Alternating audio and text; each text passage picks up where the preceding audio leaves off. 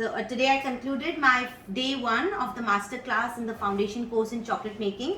Now day 1 is a lot about chocolates. In the beginning we discussed about what is chocolate, what is couverture, what is the difference between a compound and a couverture, which are the brands that you need to use, how do you make out which slab is made with compound and which slab is actually couverture. Also, how do you do the tempering? I've discussed the dark chocolate, milk chocolate and white chocolate couverture tempering part. Okay, what is the temperature that you require when you are tempering and then using them in your molds? Remember, polycarbonated molds are used for couverture. You cannot use plastic. But today, being compound chocolates that we have used even our polycarbonated mold for compound.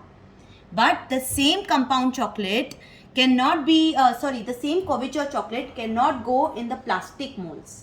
So that is one difference that you need to know, that whenever you're working with couverture, it has to go only in couverture, in your polycarbonated molds. But when it comes to compound, you can use any molds.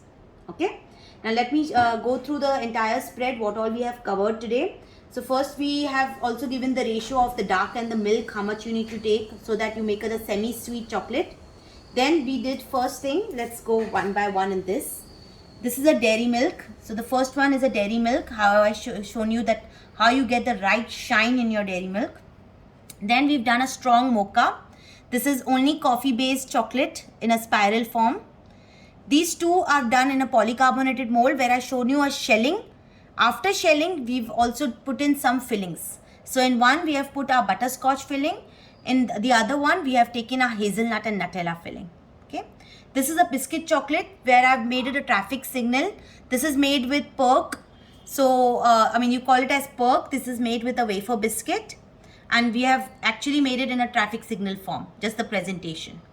These are two kinds of clusters. One is a Rice Krispie cluster and the other is your Almond Rocks. Now again, in your Almond Rock, if you notice, we get the proper shape of the almonds. So what should be the consistency of your chocolate when you're making clusters? That's very, very important.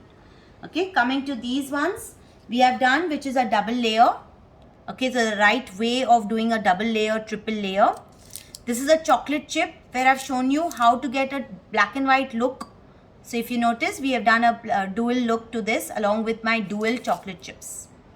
This is a marble effect. So this is how we have done the marble. The same thing, we have done a marble in Marie biscuit and I've shown you how to wrap this Marie biscuit, so that your Marie is also seen, plus at the same time your brand is also there. Okay. This is a coffee orange. I've shown you the technique of giving that orange look to your chocolate. So this is your coffee orange chocolate. Then I've shown you the wrapping part. So we have done one wrapping which can be transparent when it comes to having these open chocolate kinds. Okay, so this is your transparent wrapping. One which is your wrapped chocolate. I have done a cluster. This is your muesli cluster. We have wrapped it with this. The other is your fruit and nut. Okay, now fruit and nut also, as I told you, make sure you use good quality wrapping papers. So you can make out the difference in the wrapping paper. When you use the other wrapping paper, it's very, very flimsy, very, very thin. The minute you use a good quality wrapping paper, you have a very good neat effect to your chocolate. Okay. Look at the fruit and nut. And see, luckily it's not melted. So it's always good that once your condensation is settled, wrap your chocolates and keep. So till now, nothing has happened. Maintain this chocolate temperature in one place. Like today, if I'm going to keep these, I'm going to put them in a box, keep it in an airtight container. Keep it at one place where you're not shifting your temperature from here to there. And the chocolate next day, tomorrow itself, I will show you all these chocolates. They are in the same state and same form. Okay, so that is very important. You have to make sure that you maintain the temperature of all the chocolates well. Okay, so I had 4 students today. 2 young students, 15-year-old. One from Mumbai, one from Delhi. I have a new student from San Jose, California today. And also a new student from Jamnagar, Gujarat. Any questions? Question. Yes. So these chocolates which are ready, wrapped, packaged, it can be left outside at room temperature. Yes. Remember, all your basic chocolates, we have not used any milk product. So wherever there is no milk product, you don't need to keep it in the fridge.